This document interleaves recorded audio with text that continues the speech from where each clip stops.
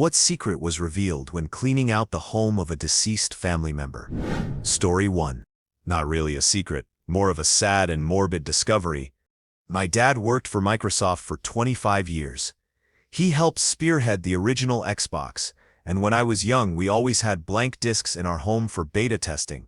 It was a huge celebration when Xbox went to sale and all those buggy games we could get with actual covers on them.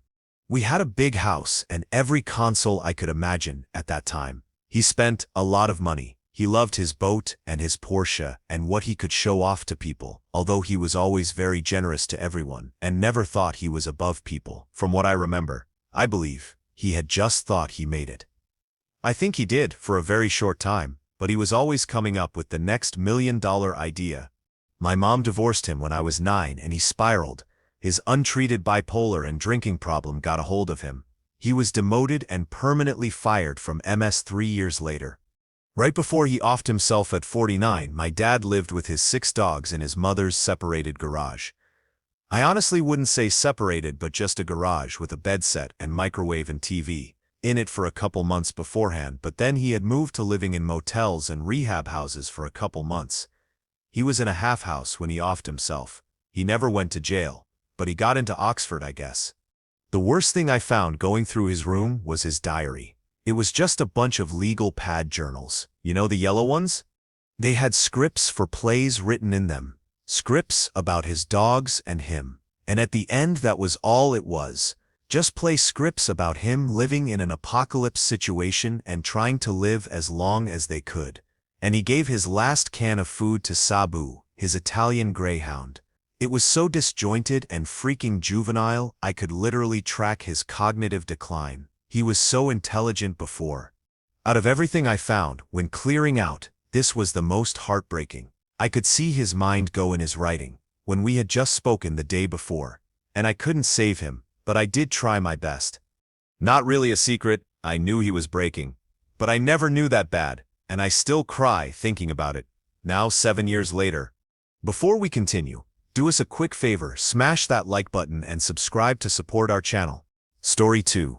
My great-grandmother was one of the survivors from a religious persecution in my home country. She hid an old English Bible, a translated Bible, all handwritten in my native language, a blood-stained English dictionary, really old and in bad condition, cross pendants and other items. A group of researchers paid my grandmother for the handwritten Bible. It was pretty interesting material for researchers to study my native language around the late 1800s. She did not want her children to be punished because of her actions at that time, so the majority of my family did not know about it. Story 3. That my mom took the $100,000 in insurance money from my dad's death in 1995. That was earmarked only for my brother and me, for when we turned 18, and instead took it for herself and bought her house from it, all while blaming me for getting hospitalized as a teenager and causing her to go bankrupt, and frequently pushing me in conversation to shower her with praise for letting me go to a mental health treatment center as a teenager when I told her I needed to be hospitalized because it got me on the right track. In my father's will, he wanted his mother, my grandmother, to be in charge of my brothers and use the money from his life insurance policy, and clearly didn't want my mother to be in control of it. Took out $100,000 in a couple different life insurance policies. After my father died, my mom had his body cremated right away before his mom arrived on a flight, a day or two after she found out. My mom also moved all his stuff into boxes into her brother's basement for my grandmother to shift into. My grandmother found his will from a couple years ago in a box which clearly stated he wanted his mother to be in control of the money. When she arrived back at her home in Chicago a few weeks later, she found a second letter my dad mailed her before he died, stating he wanted her to manage the money, along with account and policy numbers. The insurance companies took time to sort it out, because the unalive letter wasn't notarized, and my grandmother took my mom to court over it. My mom wrote letters to the insurance company, threatening them to just let her have the lump sum because I am the children's mother. I never saw any of it, save for maybe the $800 of that as tuition help from a college savings account from her in my years at college to pay off the book fees after my scholarships covered tuition. She always told me that she had saved me a college savings money, but you used all that up going to that hospital that summer when you were 15. I cut ties with my mother about 4 years ago after I had a child, and there was some troubling behavior developing. My father's mother was dying this summer, and I went to go visit her. She spent some time recalling the couple years that she took my mother to court after my father's death, and all of the money that she had taken from my father. She told me about money my father left us, and how she fought my mom in court for the ability to manage it, but I didn't know it was much. When she passed, and my aunt and I were packing her house up, we found binders and binders full of receipts for everything. This woman was a studious recorder and secretary and kept everything organized and labeled in page protectors and dividers in binders. I found a binder full of my dad's correspondence, his 1992 last will from his previous self-offing attempt, and his letter from when he died in 1995. I was always told that there was no letter in his letter written to his mom. There was the clear instructions as to the money he was leaving my brother and I, how to set up the right accounts, etc. He requested his mother be the person controlling the account, followed by my mom's parents before her own brother, clearly saying, not her. Following in the binder was my mom's correspondence with the insurance companies, demanding the release of money to her, and the letters she wrote my grandmother belittling her and threatening her for getting a lawyer. My grandmother got copies of my mother's letters to the insurance, twisting claims around and even pressuring to release the money to her. My grandmother also kept all the check receipts of thousands of dollars that my father saved from sending her money when he was working on a project out of state. I was shocked, but not surprised, as I had no idea there was any money left for my brother and I. I was always under the assumption that we were pretty lower class.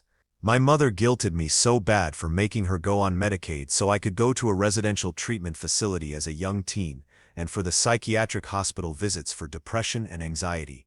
There were family secrets that my grandmother kept organized and neat for me to find. I also have a long audio recording of our last conversation where she told all these stories and let me know of the anger she has against my mom after all these years, and for the immediate cremation of his body before she got there.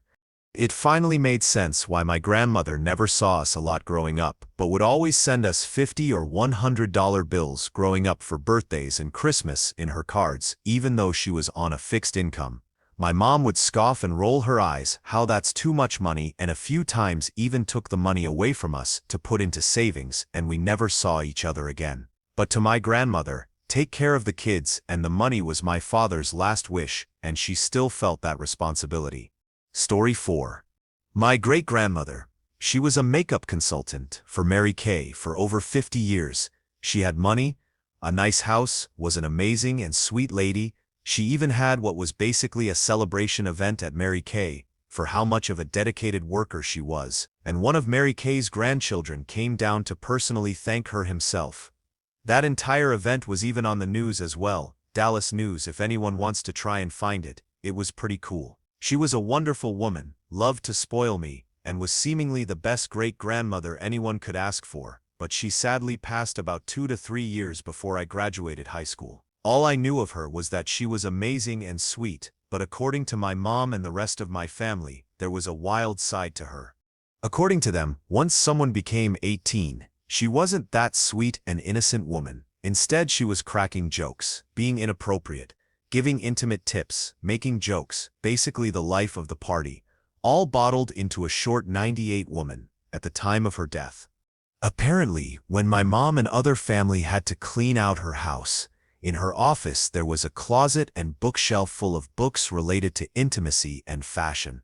In the closet were 2 boxes containing books that were almost 50 years old. One box has a guidebook with a bunch of information on positions for getting pregnant, positions for better female-male fun, and ways to spice things up and make it more fun. There was another book in these 2 boxes that was important to note, but it wasn't a book, it was a journal she wrote in, a journal dating almost 45 years worth of biographical information. A lot of the info within this journal was about her intimate life, how good it felt, how much fun she had. A brief summary of her life before the point she started the journal, and then the rest was the almost 45-year journey she had with a man named Roos, who she went into extreme detail with. She described the size of his dong, how thick it was, the girth, how good it felt, and she went into very verbose and honestly professional writer levels of detail about how great everything was. Excluding those two books, there were a bunch of pictures taken of her and Roos doing these activities. Honestly, it doesn't ruin how I perceive my great-grandmother at all. In fact, it makes me think of her even better, knowing this short and sweet old lady was the most lively lady I'd ever met, and probably will ever know. I do miss her a lot and wish I could get to know her the way everyone else had, especially because I apparently have her hair, and have even inherited some of her looks, at least according to my mom. A bonus thing they also found in her house is a journal dating back from the 19th century where apparently an ancestor of mine actually invented a prototype version of the cotton gin almost a year before Eli Whitney, but my ancestor didn't know they'd have to patent it to actually take credit for it. Story 5. I'm African American, and my husband is white.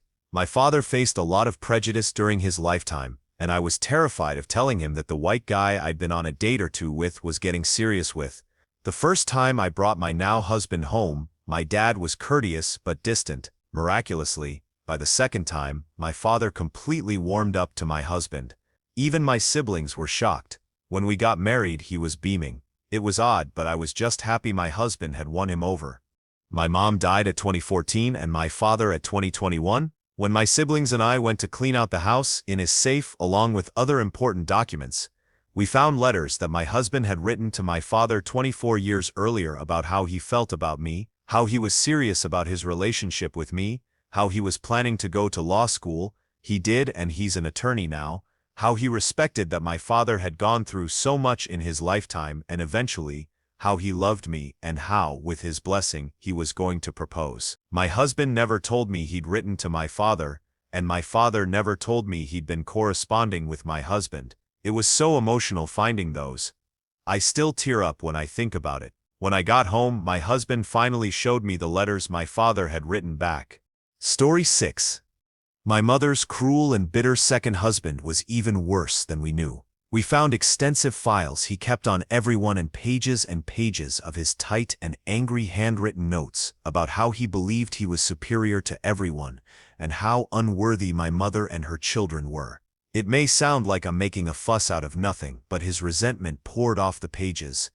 He told people that he had actually written the books she authored. That was probably false.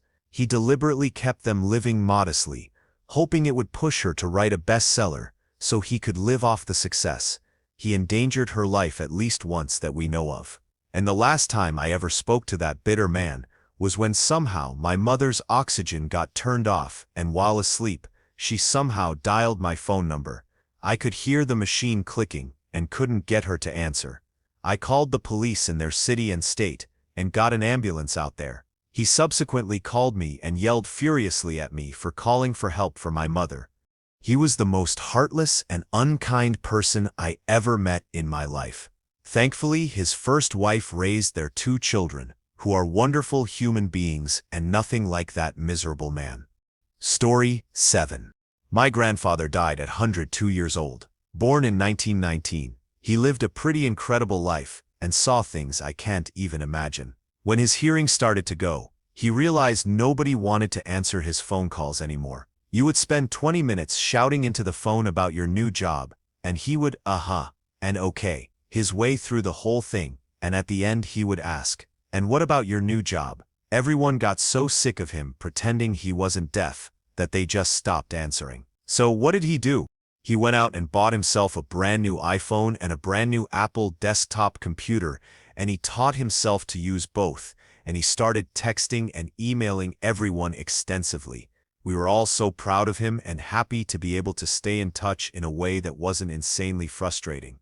When he passed, it fell to me, "You're good with computers," to sort out his computer. And wow, this man had massive amounts of hidden shoe camera upskirt recordings on his computer. Not even actual adult content, just hundreds of videos from guys that would glue a tiny camera to the tip of their shoe and follow women up escalators or stand next to them in public places to get a shot of their inners. This man was married to my grandmother for almost 60 years, and he delivered a eulogy at her funeral that brought the entire place to tears, but he was still trying to get pleasure at 100 years old. Story 8. My grandfather was a psychiatrist, and a pretty harsh man who had no love or interest in the arts. He often boasted about his children and grandchildren who were also in the medical field, but totally ignored those who had other occupations. When he died, we were cleaning up his office that he was always very protective of. A few of us were quietly expecting to find something troubling, and when we found a double-locked cabinet, none of us had ever known the contents of. We prepared for the worst. But inside were a multitude of art supplies, mostly for painting and sketches, and several sketchbooks filled with genuinely skillful paintings. The most recent was only done a few months before he died. He was an artist the whole time, and those of us who were in the arts suddenly felt cheated and outraged that he treated us like we were failures, despite very clearly having this passion himself. Story 9. So, my mom passed away a year and a half ago, and she was always very secretive about her life. After we moved provinces in 2012, she started avoiding doctors despite her declining health, which was always suspicious. But she contracted COVID and had to be hospitalized, and it became a whole issue because there was no record of her being born in 1969. My dad had to do a lot of digging to get her real birth certificate because otherwise the hospital fees would have been astronomical if she wasn't actually a Canadian citizen. So, he reached out to her siblings that she was estranged from, and it turns out that she was actually 6 years older than she had told everyone she knew. She had also been lying about the house she grew up in. Apparently, she missed 4 years of high school and had to graduate late, but nobody knew what happened or why. Not even her siblings. Her parents died when she was in her 20s, and they'd be the only ones who knew.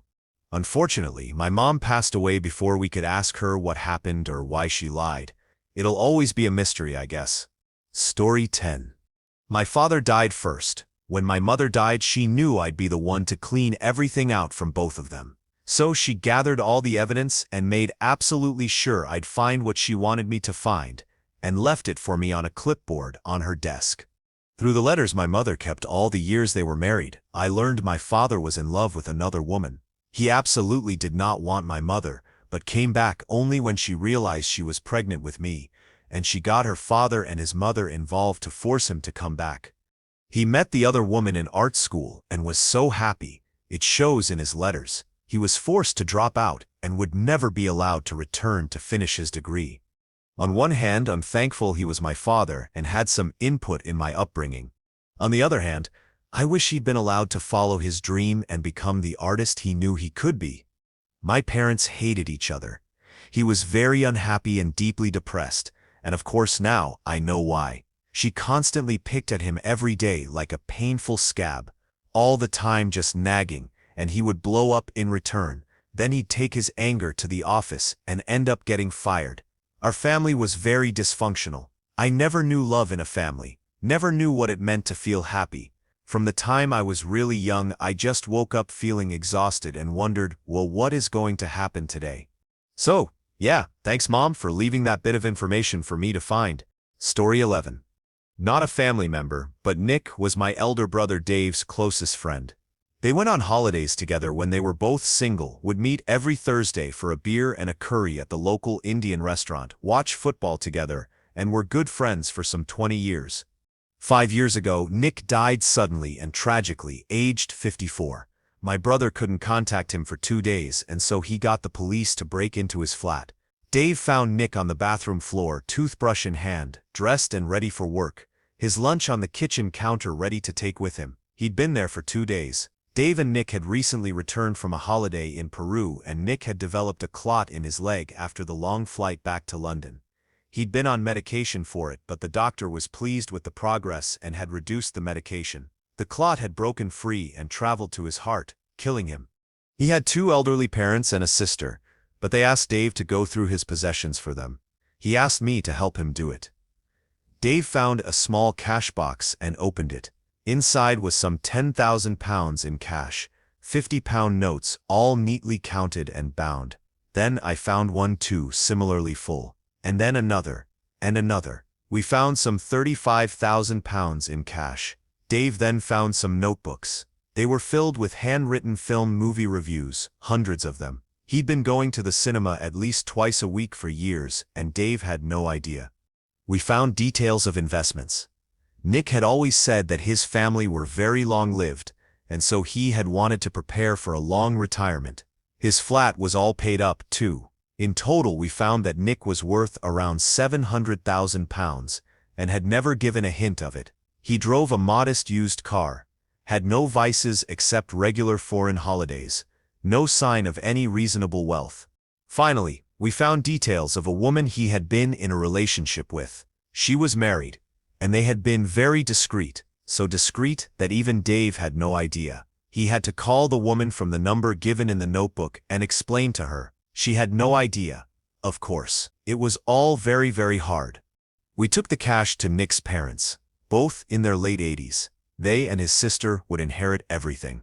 Nick's father thanked us for our honesty and took 2 rolls of cash from one of the cash boxes and insisted we take one each. Dave offered to buy a painting that Nick had in his flat, a scene of a place they'd visited on one of their joint holidays, but his father wouldn't take any payment. He said Nick would have wanted him to have it. The painting now hangs in Dave's house. The saddest part of it all was that Dave and Nick had been friends for decades, but there was so much that Dave had no idea about. Why Nick chose to keep these things so secret initially upset Dave a great deal, but he came to realize that Nick had things that for whatever reason he just wanted to keep to himself. He was a lovely guy, and Dave and I still miss him. R.I.P. Nick, you daft rascal. Story 12. The timing is backwards, because I know of something that someone else had not discovered while cleaning out the home of a family member. The now deceased family member had shown it to me secretly when I was young. After the house was cleaned, I asked the family member who cleaned the home if they found anything interesting in that one old box. They blanched in shock, then pretended they had not. Obviously, they had. What secret had they destroyed? My Swedish immigrant grandfather, when I was around 12, took me into his home office and pulled an old sea trunk out of the closet. He removed everything to reveal the inside, then opened a false bottom showing the contents. A Nazi military uniform. Shirt, jacket, trousers, tie, insignia, belt and strap, cap, set, a complete set. There was also a knife and pistol and various small items like logoed cufflinks and small boxes and various photos of soldiers posing in buildings and parks. He wouldn't let me look through it or pick anything up and left it as is when recovering it. He didn't tell me any history about it or explain anything. He only said that keeping secrets is hard and I should live an honest life where I never create any. Story 13. Many years ago, I went with my dad and aunt to clean out my great-uncle's apartment after he passed away. He was never married, had no kids, and lived, we thought, very poorly. Tiny apartment with a twin bed, table and chair, a couple of pots and pans, a couple of pants and shirts, and that's basically it. As we stripped the bed and moved the mattress, we were shocked. He had hundreds of stacks of $10 bills, wrapped in rubber bands, under his mattress. They were all $10 bills. He lived during the Depression and didn't trust banks, apparently, but we had no idea he had so much cash. He never spent it on anything, just bundled it and saved it under his mattress. Some of the bills were so old and yellow, it equaled thousands of dollars. We had no idea. Story 14. We knew my originally British, naturalized Canadian great-grandmother had been an enthusiastic amateur historian who had been fascinated by Britain's war with Napoleon, not least because she was herself tangentially related to the Duke of Wellington's family via a cousin's marriage to his son's nephew, or some connection equally obscure and tenuous. What we didn't know is that, likely in preparation for a book she never wrote, as a young woman she had actually interviewed several dozen elderly English, French, and Spanish veterans about their experiences during that war, including 3 actual survivors of Waterloo, 2 English, 1 French, and an aide-de-camp to Spanish General Francisco Javier Castanos, at the time he handed the Napoleonic army its very first defeat in the field, and captured nearly 20,000 French troops at the Battle of Bailén 1808. But there it was, stored in a wooden egg crate under her iron-framed bed, among old calendars, untested recipe clippings, and copies of Family Circle magazine, a manuscript with nearly 300 pages of transcribed military memoirs, all laid out in 3 languages in which she was fluent, in her elegant Spencerian hand. My parents donated her manuscript to the Imperial War Museum, where no doubt it will never have human eyes laid on it again. Story 15. Quite a few years back, my dad discovered that the nice old widower across the street, whom he sort of befriended by shoveling the driveway and bagging leaves, and just going over to chat with when the kids wouldn't do anything but watch TV, had something like $200,000 stashed in his mattress, the remainder of what he'd earned by having a good job, retiring at 65 and living along with his wife, a pretty modest lifestyle. They never had children. My dad gently convinced the neighbor that banks were safe now and explained the FDIC, and eventually convinced him to put it in a bank. The first bank they tried called the cops on my dad because they thought he was clearly taking advantage of this kind, elderly senior, which, what? But okay then. Cops advised them to get an attorney, which ate into the neighbor's funds a bit, but they managed to get the money into a bank, savings and checking. And my dad taught him to balance his checkbook. It was a hassle at the time, but I think back on it as being very sweet. My dad was totally appalled and hugely worried when they got all the cash out and counted it. And then when he had to patiently explain the Federal Reserve in detail multiple times, and the first bank did that, and they had to find a good lawyer, all of which took at least a month. They became pretty good friends, though my dad always called him by his last name, rather than using his first name. Story 16. Mine was confirmation of a wild story. My grandfather served in Korea. For years there was a tall tale about how he won a house in Korea, unsure how to phrase this politely online, that it included the family who owned it, and essentially anyone who worked there in a game of poker. When he returned home, after a few years of receiving letters and small payments, my grandmother told him to give the ownership back to the family. I don't think anyone really believed him when the story was told over and over again. My grandmother died when I was young, so couldn't ask her if it was true. When he passed away and we were cleaning out the house, we found the letters from the family and the letter from the lawyer Gramps used to officially return ownership. My grandpa owned a guest house in Korea, is a sentence that's hard to say. Story 17. My parents were getting back together. Dad died at 50 of a heart attack. Mom was devastated. Her health declined rapidly, and she died at 49 3 months later. I cleaned out both their homes and found calls, texts, and love letters. They wanted to be together again, but didn't want to put their kids and grandkids through a reconciliation until they were confident it'd work out. I knew she'd be devastated. They had been together for almost 30 years, but they were 2 years divorced and casually seeing other people. They seemed to be thriving apart.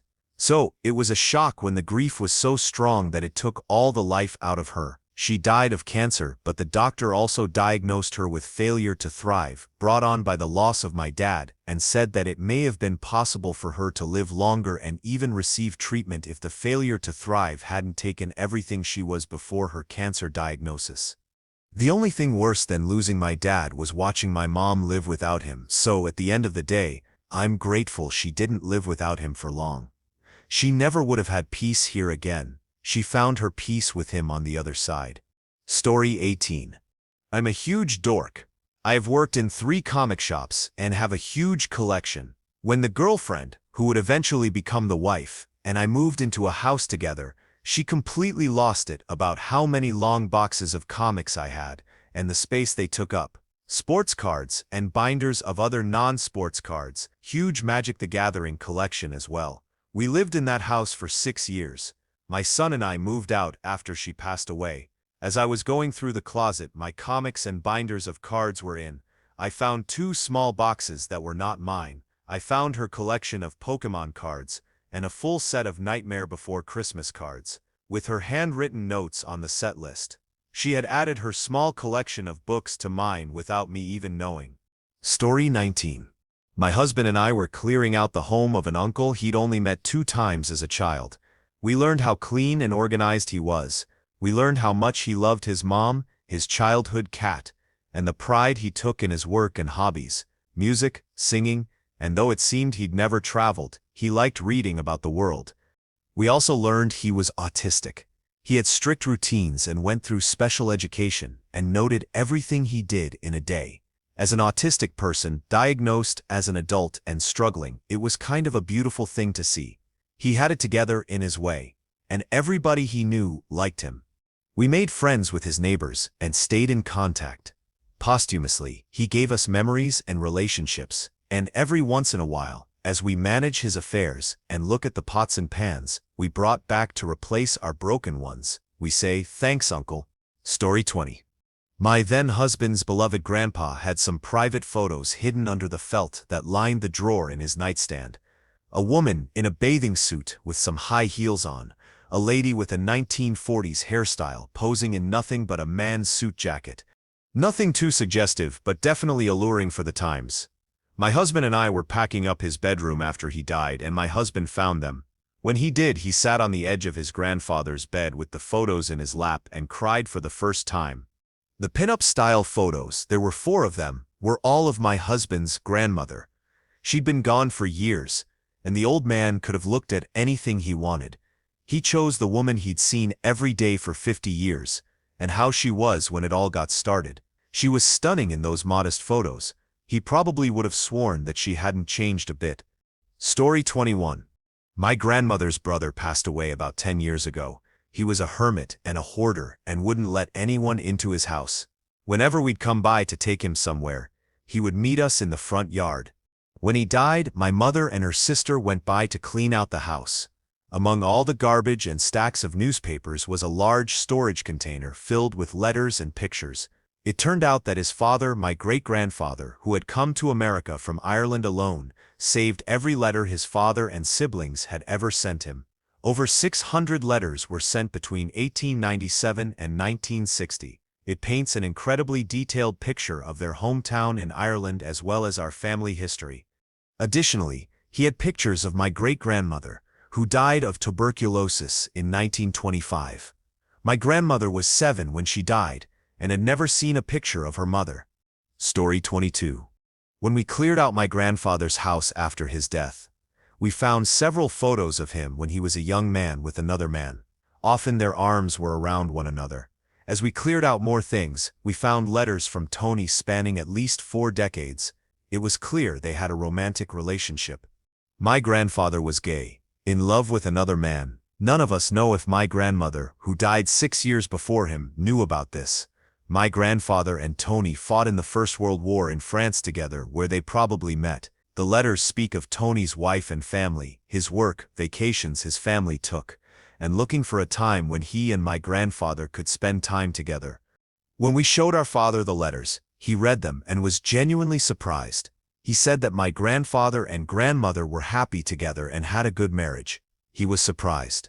But he did say my grandfather would go away on business for a week or so every 3 or 4 years in the summer. My guess is he and Tony must have spent that time together.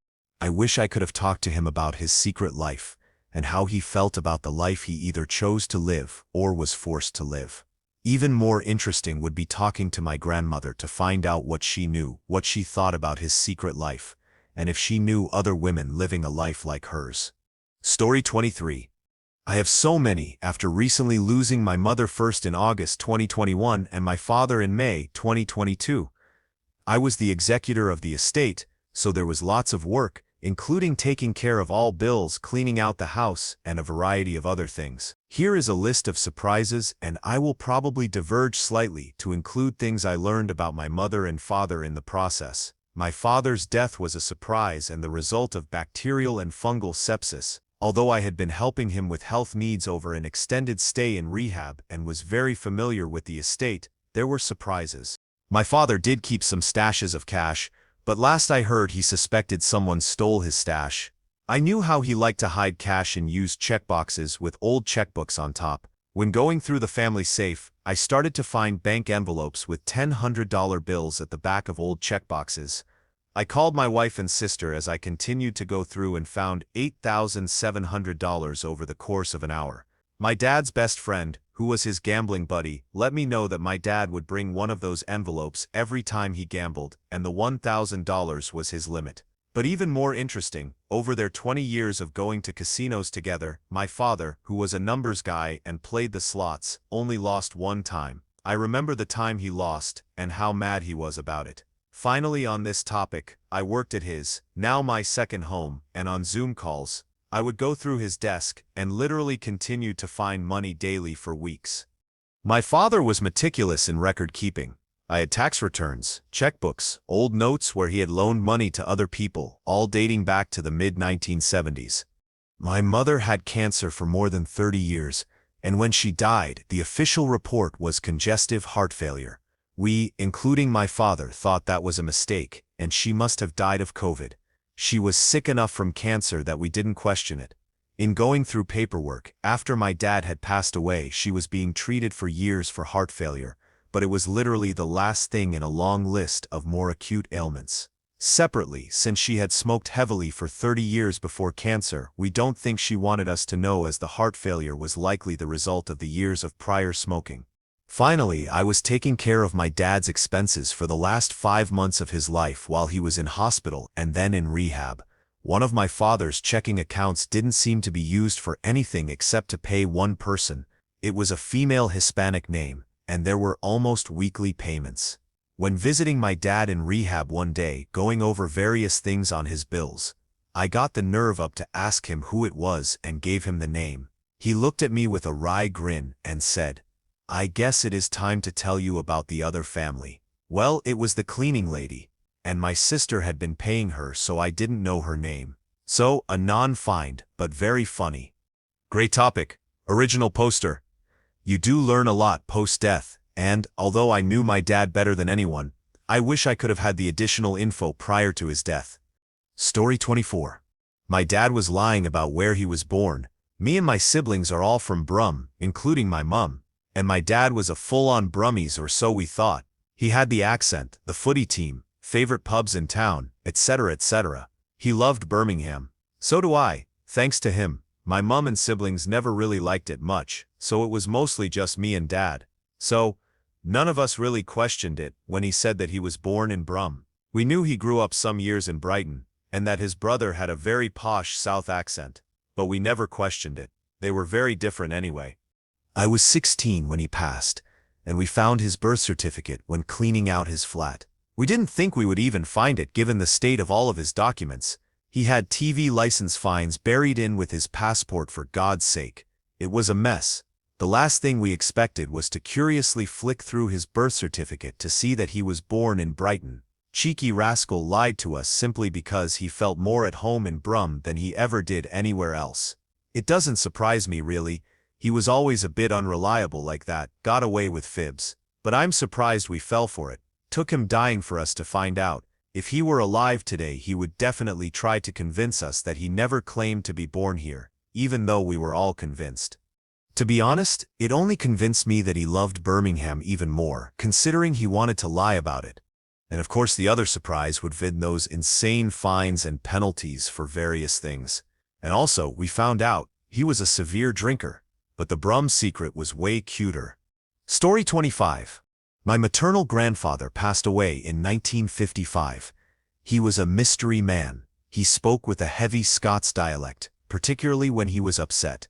His library included books in English, French, German, Spanish, and Cantonese. He had read them. Nobody in the family knew anything about him prior to his appearance in Vancouver. He married my grandmother there. She seldom talked. He had a horseradish farm at some point, switched to bok choy during the Depression, because nobody knew enough about the crop to impose agricultural controls. During the Second World War, he appears to have owned a hotel in Salem, Oregon, called the Argo. I have found a few old pictures of it online, but no history. When he died, there was a trunk in the attic containing some First World War uniform items and documents with the names redacted. It looks like he served in the Coldstream Guard. They have no record of anyone with his name. There were also some items that indicated he may have been a deck steward on a passenger liner, perhaps jumped ship in Vancouver. My mom was unable to track down anything else about him, despite years of effort. Story 26. A wildcat in the basement. My great-uncle hadn't lived in the house in like a year and refused for anyone to go in it, even when he'd moved in with my mom and me after an injury. In that time, we were permitted to go to his house once, which only happened after he had a second injury and guaranteed he'd never live on his own again. I was like 9 and went with my uncles. I was out in the front yard just hanging out while they went in, and then I heard screaming with all 3 of them running out. The screen door snapped shut, and there a very large cat leapt at the door's window, smashing into it. It growled and darted off somewhere in the house afterward. Story 27. Not from cleaning out her house, but from talking to people who knew my grandmother for years before my mom was born. I found out my grandmother had a business degree. I found out she nearly moved to Indiana with a man who wasn't my mom's father and decided not to. If she had, we wouldn't even exist. I found out she was part of the group that fought to desegregate my local school system. The woman who planned her baby shower for my mom even showed us an awesome picture of my grandmother on a sweet 1950s sports car, I think. I don't know cars, but it was a nice car that she had written on with lipstick because the guy who drove it wouldn't leave her alone. I can't remember exactly what she wrote, but I know it was some kind of rejection. I wish I had asked the woman to send it to me. I'll have to see if I can't find her contact. My grandmother was awesome. I miss her so much. Story 28. The closest I got is that I think one of my uncles, one of my dad's brothers, may have been trans, or at least a cross-dresser. If I started listing all the reasons that I always assumed over the years that he was not straight, I'd be here all day. He passed way back in 2008 when he was only 61, and I was only 32. When we were cleaning out his things, my mom and I found several eyeshadow palettes, some lipstick, and setting powder, all obviously used, and no, there's no chance it belonged to anyone else. I don't think she ever pointed it out to my dad. I still have some of the eyeshadow palettes tucked away somewhere. I wish he'd taken better care of himself. I wish I'd had the proverbial family jewels to just ask him about it. I know that he didn't hold the same prejudices in that regard as much of my family did, and he knew that I didn't either, but I never wanted to ask directly because I never wanted to put pressure on him. I know how our family was and still is, and we were still in the age of don't ask, don't tell. I've used he/him throughout, because that's all he ever openly identified as, and I'll never truly know one way or the other, but I will always hold some regret that he may well have died without ever having been able to be open about who he was. Story 29. I have a similar story, but my uncle wasn't transgender but gay. My mother and I had suspected for years he had a boyfriend because almost all weekends he went to someone in the north, some 200 kilometers from where he and my family lived, but he never brought him along or even mentioned him except when we asked. And then he would be very vague about it. He was just a friend. Like you, I always thought this had to do with our family being so conservative about it. I know he knew he could be open with me about it, but I never asked directly because, like you, I did not want to pressure him. I just hoped that someday he would tell me. The day he died, very unexpectedly, I went through his documents, searching for information, because I remembered this man, and I wanted to notify him, because, whatever their relationship was, I thought he must be an important person in my uncle's life, and thus he had to know. Mind you, I didn't know anything about him. I didn't even know his name. 2 days later we called for the first time, and somewhere in that conversation I just asked bluntly if he was my uncle's lover. I just couldn't be quiet about it anymore. He said no, but it could have been. 2 months later, when I was showing him the gravesite, the final word came out. They were lovers and had been for over 10 years. My heart broke. Truly broke. For the fact that they felt the need to keep their love closeted, even after his death. I thought of the fact that at the funeral, he was sitting in the 4th row while he should have been sitting in the middle of the 1st row, family's row, and I thought, and cried, of all the joy and fun we could have had if we had the chance of meeting and welcoming him years before, and I cried even more when he told me my uncle was getting ready to tell us about their relationship. I would do anything for a chance to see them both happily together in life. But this will never be. My uncle was 64. I am 36. He died June 26th of this year. Story 30. When my grandmother passed, we found a bundle of letters tied with a red ribbon with "burn if found" written on the top. Obviously we read them instead of burning them. It turns out that our close family friend and uncle figure was Grandma's boyfriend, dating back decades to when my grandfather was still alive and still married to my grandmother. My grandfather had a terminal illness that took years off him and was in an assisted living facility for the last years of his life, and this is apparently when the affair started. No one had a clue that this beloved family friend was actually her lover. He was almost 20 years younger than her, and they never so much as hinted that they were more than friends. Everyone was totally blindsided. We gave him the letters, and he was embarrassed that we had found out and mostly withdrew from contact. He died a few years ago and is buried in the same cemetery as my grandmother. Story 31. My uncle, my dad's brother, offed himself about a month ago. He was a retired firefighter. He had numerous signs of really bad depression and hid them from the extended family, but his wife and adult kids all knew about it and never said anything to him or tried to get him to go to therapy. They also never told any of us. My dad went over to their house a couple days after he died to pick up some things, and my uncle had always kept him from going into the basement.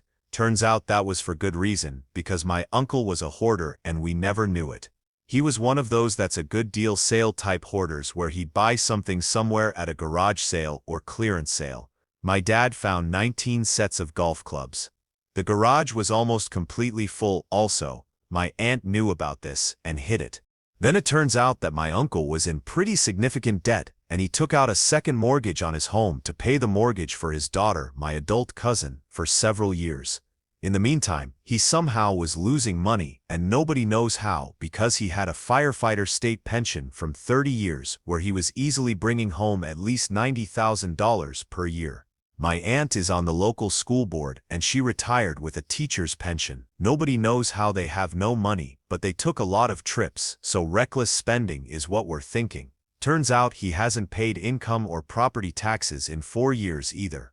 Yet again, my aunt didn't tell anyone. One of my younger brothers is an accountant, and he would have sat down and sorted their issues out for free. So now the whole family is pretty bitter at my aunt and 2 cousins because they knew that he had depression, was a hoarder, anxiety OCD related, had significant financial issues, and they didn't bother telling anyone. Story 32. My grandmother had lied to everyone about her marriage. It turned out she'd been married young to someone, we don't know who, and had met my grandfather when she was a nurse during the war. He was recovering in hospital after being a POW. They fell in love and ran away together. They left Winnipeg for his hometown in California and had my dad and his 4 siblings. Some years later, he cheated on her and his girlfriend got my grandmother and the children deported back to Canada. By that point, we think her husband had passed away. He was much older than her. My dad and his siblings never saw their father again, but found all this paperwork in a folder in my granny's house after she died that laid out the whole thing, plus some information from their father's youngest brother, whom they reconnected with after Granny's death. Story 33. A couple years ago, I found out through Ancestry DNA that I have 4 half-siblings. I only met my dad twice, once when I was 12, which was planned, and once when I was 16, which was not planned. After he passed away, I did the Ancestry DNA thing and was contacted by my younger half-sibling. We look like twins. She told me that when our dad passed away, she came into town to clean out his apartment and found a box with sentimental items in it, including his mother's note before she offed herself and photos of me as a child. She had no idea who this mystery child was because there were only photos. When she and I connected through Ancestry.com and she was able to send me the pictures, I was able to verify that the photos were indeed of me. That's when I learned that my dad was married and raising kids when he and my mother dated. He was living a double life.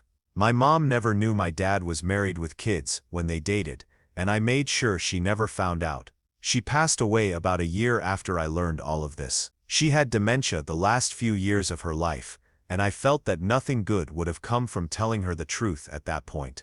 All of my half-siblings have different mothers, so I'm pretty sure my dad was a terrible person. Story 34. That papa, my maternal grandfather, invented the floppy disk and still had all of his specs and notes, and even a few of the original old giant floppy disks. We told his wife, who apparently called his old army friend, and mentioned them, because the next day, army men showed up and confiscated all his notes, specs, prototypes, and the super old floppy disks. My papa, now my family thinks, not only invented the floppy disk, We checked with his old company and the patent office, but when we emailed some photos of the notes and spectacles to his old company trying to figure out what he was last working on, and they sent back an email requesting we send the specs, notes, and prototypes within the next few weeks, and the army guys showed up the next day, took almost everything electronic, and thanked his widow for my papa's service to his country. I knew he had served shortly in Vietnam. Then the army sent him to college to become an engineer. My family sat down and talked out everything about Papa any one of us knew. Turns out, while very personable and charismatic, my Papa was a man of many secrets. We, the family, came to the conclusion that my Papa was a type of spy. For who, what, when, where, and why, we had no clue.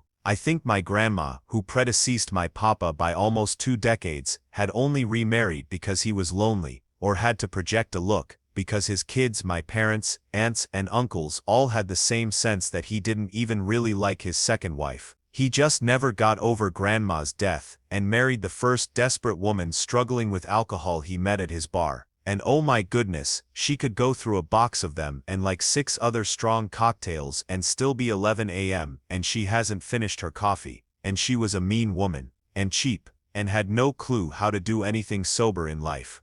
Thank you for watching. If you enjoyed this video, be sure to give it a thumbs up, subscribe, and hit the bell icon so you never miss an update.